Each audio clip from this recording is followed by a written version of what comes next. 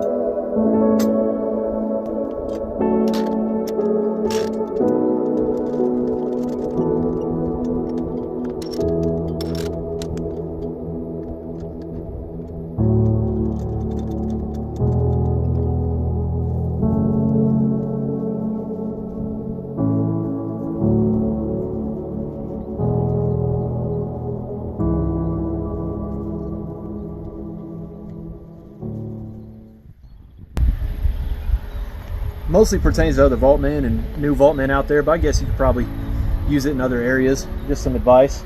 There's always a right way to do things and a way that we're taught to do things. I pulled up to this service today and I'm right at the edge of a curve. And typically us Vaultmen are taught, start your tent, if it's nice out, right outside of the vault, going that way or that way, facing the vault from the side, so that there's 2 rows of chairs for the family. Other times, if you have ledges here, road here, something like that, you can set the tent long ways from the end. Now we try to avoid that because it's awkward to be facing one end of the casket and not be facing the side of the casket with the preacher on one end. Now there's a right way to do things, and I could have set my rails behind me, and I've got cemetery in that direction where I could have set my carpets and tents, but there's headstones over there. It's crowded. It's an area where multiple interments have already happened. There's headstones in the way from where the carpets would sit and where the chairs would sit. If you can avoid setting over people's graves, that's a good thing to do, especially it could be family of the person who's being laid to rest. Now I don't have enough room here to offset my tent and still have room to make it to the road, and it's a beautiful sunny day outside. If they have all the flowers and I don't want to cover up all my equipment and the vault and the casket and everything with the tent and put it into the shade when a lot of caskets have metal flake and beautiful flowers on top. You want the sun to be able to shine on those, but I don't have the room to put the tent behind me. It's fine to think outside of the box a little bit, as long as you're doing what's best for the family and not what's easier on you as a Vaultman. So today I'm going to do something a little different that I don't normally do, but it's a situation where this works. I'll start my first pole of my tent from the middle, starting right here, and set my tent out long ways to the sides and put 2 rows of 6 chairs with the pole dividing them so that no one's sitting staring into a pole trying to see the preacher. So just because you've been taught a way at your company, or you've been taught how to be a Vaultman in a certain way, if you think outside the box and have an idea that seems better, do it, run it by your boss. Or in my case, I've been doing this long enough, I know what the best situation for the family is going to be in this cemetery today.